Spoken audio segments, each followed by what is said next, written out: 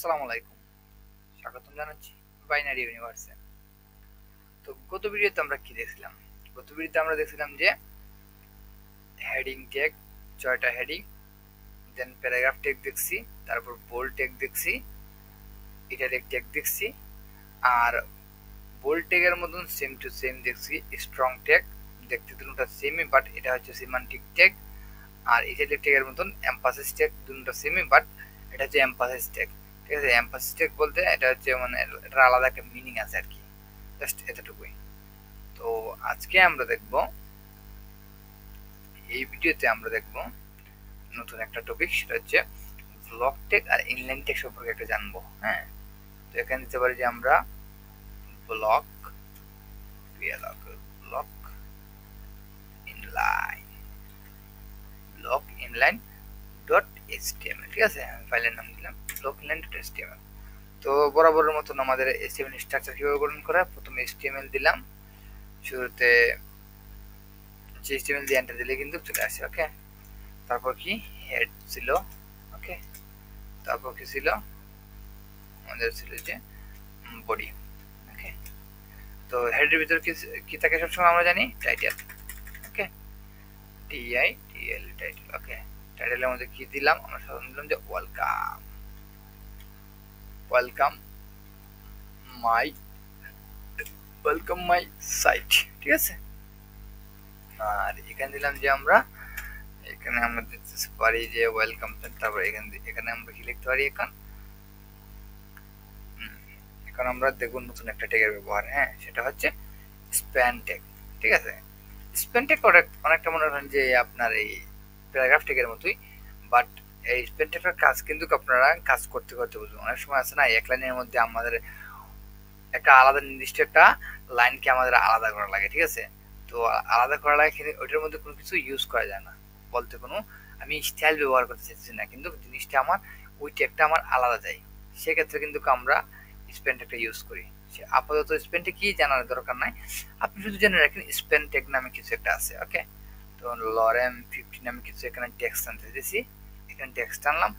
এখন দেখা যায় আবার এটা কিন্তু আমাদের নির্ধারিত সীমানার বাইরে চলে গেছে। ঠিক আছে, বল কিন্তু মাঠের বাইরে চলে গেছে, সেক্ষেত্রে কি করা লাগবে, সেক্ষেত্রে আমরা কি জানি ভিউর মধ্যে যাব, তারপরে যে ওয়ার্ড্রেপ। ওকে, এই ওয়ার্ড্রেপ করে দিলে কিন্তু চলে আসছে আবার আমারটা আগের জায়গায়। হ্যাঁ, এখন দেখেন স্পেনটাকে এখন আমি দিচ্ছি যে এই এখান যে অ্যামেট আছে না, অ্যামেটটাকে আমি দিচ্ছি একটু ছোট করে নেব। আচ্ছা, এটাকে আউটপুট দেখি, রাইট বাটন ক্লিক করে ওপেন উইথ লেজার। এই যে এটা হচ্ছে আউটপুট। ঠিক আছে, এটা অনেকটা মনে করেন যে প্যারাগ্রাফ ট্যাগের মতো নয় কাজটা, কিন্তু এটা আলাদা একটা অর্থ পরে বুঝতে পারবেন, এটা একটা ব্যবহারটা আর কি। তো এখন চাইতেছি আমি এই যে আমেট আছে না, আমেটটাকে একটু ছোট করতে, তো সেক্ষেত্রে কি করা যায়, তো এটাকে আমি সিলেক্ট করে কন্ট্রোল এক্স দিয়ে কাট করলাম। তো আমরা আজকে নতুন একটা ট্যাগ শিখবো, সেটা হচ্ছে স্মল ট্যাগ। ওকে, এই যে স্মল, কন্ট্রোল ভি দিয়ে রিফ্রেশ করি, তাহলে এই যে এমএনটা আছে না, এটা যদি আউটপুট দেখার চেষ্টা করি, কন্ট্রোল এস দিয়ে সেভ করলাম, এই যে এখানে দিলাম। এই যে দেখেন লরেম এপসম ডলার বাট সিট, এই যে আমেটা কিন্তু একটা ছোট হয়ে গেছে। ওকে, এগুলার সাইজ দেখেন আর এটা সাইজ দেখেন, এটা কিন্তু স্মল হয়ে গেছে। এগুলা হচ্ছে মোটামুটি বিগ, বাট এটা কিন্তু আলাদা স্মল। ওকে, আচ্ছা, এখন আমরা আবার আরেকটা জিনিস দেখতে পারি, আমাদের কিন্তু HTML এ div নামক একটা ট্যাগ আছে। ওকে, এই ট্যাগটা কোন কাজে ব্যবহার করে, অনেক যদি আমরা সাপোজ অনেকটা কিন্তু আমাদের অনেক ক্ষেত্রে দেখা যায় যে অনেকটা সেম সেকশন ইউজ করার ক্ষেত্রে। ওকে, আমরা যদি সাপোজ কোনো কিছুতে যাই আর্টিকেল। ওকে, আর্টিকেল যখন ইউজ করি সেম ধরনের, আমি নিউজ পেপার ওয়েবসাইটে গেলাম,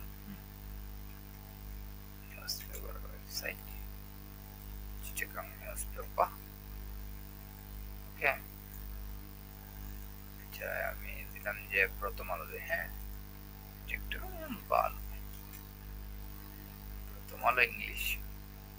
এই যে দেখেন আমাদের সাইটে কিন্তু সেম আর্টিকেল দুইবার করে যে এই যে এটা একটা আছে না, এখানে একটা হেডিং, একটা ইমেজ, একটা কন্টেন্ট। ওকে, হেডিং, ইমেজ, একটা মিনি হেডার। ওকে, দেখেন এই যে হেডার আছে, ইমেজ আছে, এই যে এখানে হেডার আছে, ইমেজ আছে, কন্টেন্ট আছে, হেডার আছে, ইমেজ আছে, কন্টেন্ট আছে, ঠিক আছে। তো এটা আর এটা কিন্তু প্রাইস সেম, এই যে না। তো সেই ক্ষেত্রে আমরা ডিভ ইউজ করি। ওকে, এই যে একটা ডিবের ভিতরে থাকবে এই এই কন্টেন্ট, ঠিক সেম এই ডিবের ভিতরে থাকবে আর একটা কন্টেন্ট, ঠিক আছে। তো অনেকগুলো কন্টেন্টকে ভাগ ভাগ করার ক্ষেত্রে ওকে আমরা এই ডিবের মধ্যে রাখি। এটা একটা বক্সের মতো কাজ করে। আমরা ধীরে ধীরে এসব কিছু কনসেপ্টটা ক্লিয়ার হবে।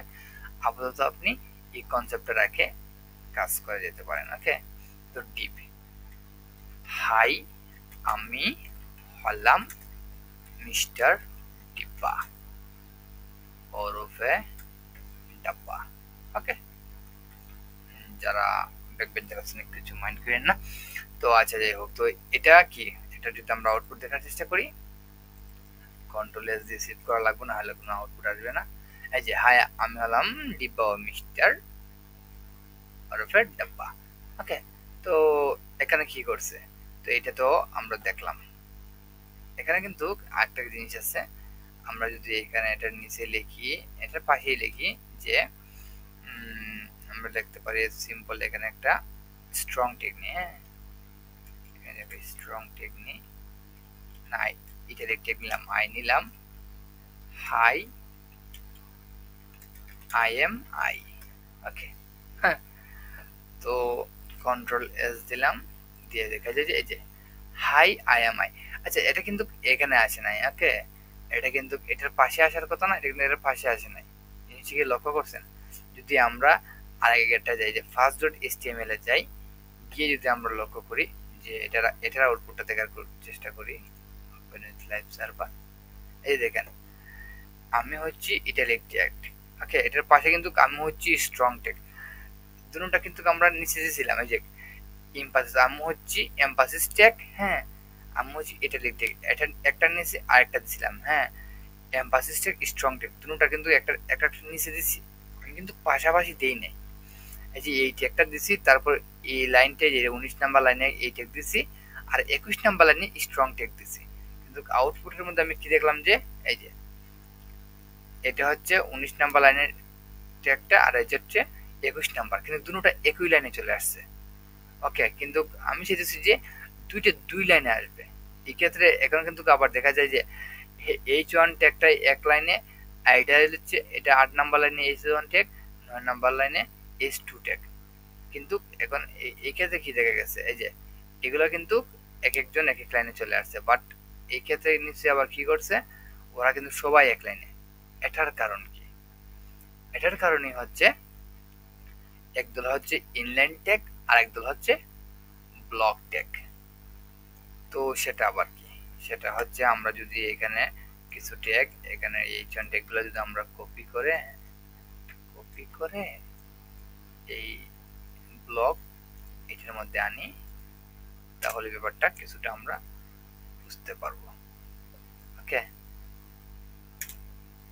তো এখানে যদি আমরা কন্ট্রোল এস দিই, এটার আউটপুট দেখার চেষ্টা করি, এই যে দেখেন এখানে আমরা বুঝতে পারবো এই ট্যাগগুলা যে যারা যারা যে লাইনে কোড করা হয় এই ফুল লাইনটা ব্লক করে ফেলে, হ্যাঁ তারা হচ্ছে ব্লক ট্যাগ।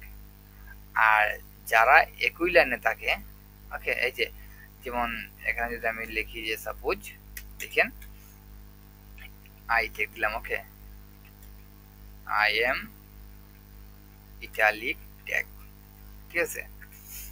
তারপর এটার নিচে আমি তো নিচে দিয়েছি, লক্ষ্য করেন এন্টার দিয়ে নিচে দিয়েছি strong. Okay, strong I am strong tag, ঠিক আছে। তারপর দিলাম যে B I am bold tag, ঠিক আছে। তারপর B, ওকে B দিচ্ছি আমি যে নিচে,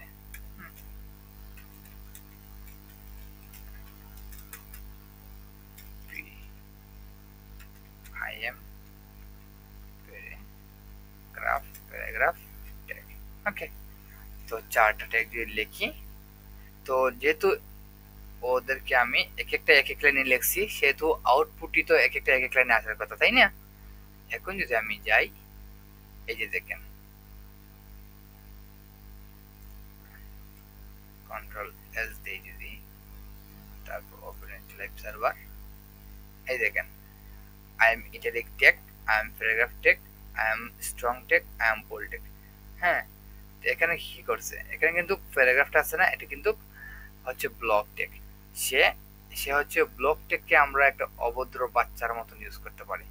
আমাদের ক্লাসের মধ্যে অনেকগুলো আছে না অভদ্র বাচ্চা, যারা একটা বেঞ্চের মধ্যে 4জন জায়গা হয়, কিন্তু কি হয়, তারা কি করে যে না, আমি একাই একটা বেঞ্চ দখল করে ফেলবো, আমি অন্য কাউকে বসে দেব না।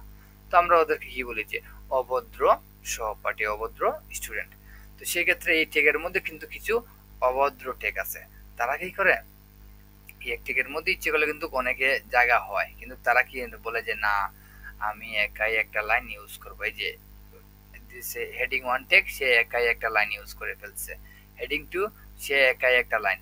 তারপরে এই যে আমরা যদি ডিপকে কল্পনা করি, এখানে এই যে deep, hi I am deep, ইচ্ছে করলে কিন্তু এই যে এই টেকটাকে তার পাশে নিতে পারতো, কিন্তু না, সে হচ্ছে একটা অভদ্র বাচ্চা, সে বললো যে না, আমি একাই একটা লাইন ইউজ করব।